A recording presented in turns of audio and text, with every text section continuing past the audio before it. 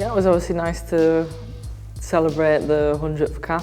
Yeah, received the shirt and things like that. And then, yeah, topped off with a good team performance, a good game, a good win, and all in all was a very enjoyable evening. These are the first games of 2023 for us, so it's important that we get a good start, a good bit of momentum. I guess the preparation and the focus goes to the summer with the World Cup.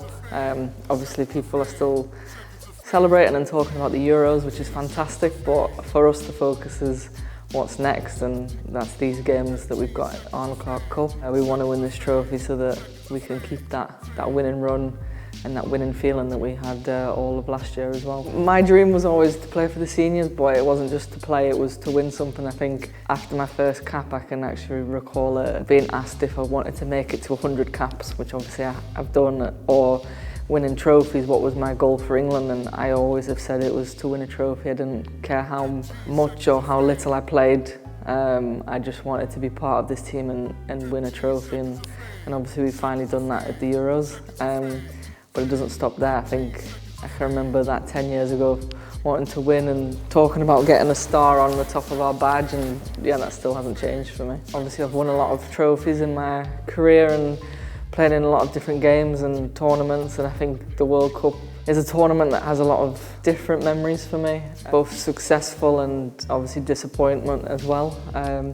So yeah, to have the chance to go to this World Cup as really hot favourites with a talented team, talented backroom staff, and have an opportunity to put right some of those things and potentially get a star above our crest would be the ultimate dream for me. Yeah, I mean, I don't think I've scored an awful lot of goals for England, but when I have scored, they've been in quite interesting or important games. The World Cup particularly, I seem to enjoy scoring World Cup games and World Cup finals and knockout games and stuff like that. So it's not, I guess, a goal of a fullback or a defender, but if it needs to be done, I'm happy to put myself forward. I don't think I really celebrate an awful lot when goals are scored. I think it has to be something, a special moment, and I remember that goal against Spain, I think, because it was probably one of the toughest games we faced in general, and I think we knew as a team if we could beat Spain we could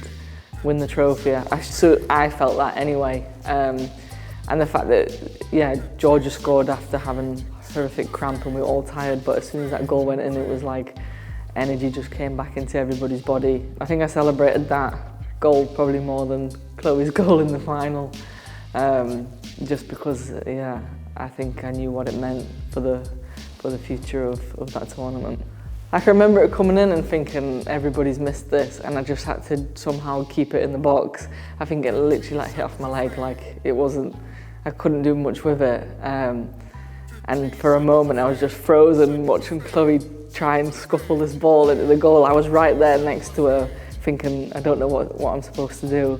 For an England fan, I had the best seat in the house because I was the closest. I think I knew it was in before anybody else, and I was too tired to chase after Chloe taking her top off. I just enjoyed the moment and kind of, I think I was just stood in the box for about 10 minutes trying to get my breath back. Yeah, I mean, everybody's always spoke about the talent that Lauren James has got. I think we've all known that she's been capable of being the player that she can be. We've all seen it for the past few years. We've just known that if she kept her head down, worked hard, that she would get herself in the England team, she'd get herself on the team sheet, she'd score goals for England. She's got a long career ahead of herself. But yeah, she's one of those talents that I think everybody speaks about. LJ says she's that kind of one in a million, one in a generation, and we're very fortunate that she's English. I think it's something that me and LJ have spoken about. Can't wait to actually play together and link up, because I think we know that we could complement each other's games so well, because she's that calm, composed player on the ball, picks out passes, and yeah, I'm full of energy. So it should be the other way around really, because she's the younger one and I'm the older one, but I'm the one doing the lot of the running and she's the one picking out the passes and dictating things. But she's an absolute joy to play with, and I'm so happy that we finally got that chance to play together. It's something that we've actually spoken about, I think a couple of years ago even. So yeah, it was fun, and I'm excited about building that relationship and and helping her improve her game and her helping me improve my game.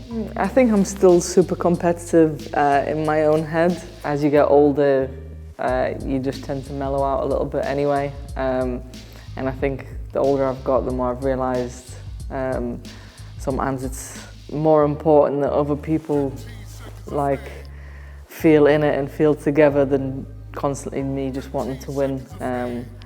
I still want to win all the time now, but I need to not throw my dummy out the pram if I lose. Yeah, I guess it's just me mellowing out, but don't get it twisted. I'm still super competitive and I still hate losing. Tough by name, tough by nature, that's what they always used to say. Yeah, well, it's just because I'm Portuguese, so tough's actually my mum's family name, which is crazy because all the women in my mum's side of the family, like my nan and my auntie and my mum, are very, very tough, strong-minded women, which is probably the reason I am the way I am.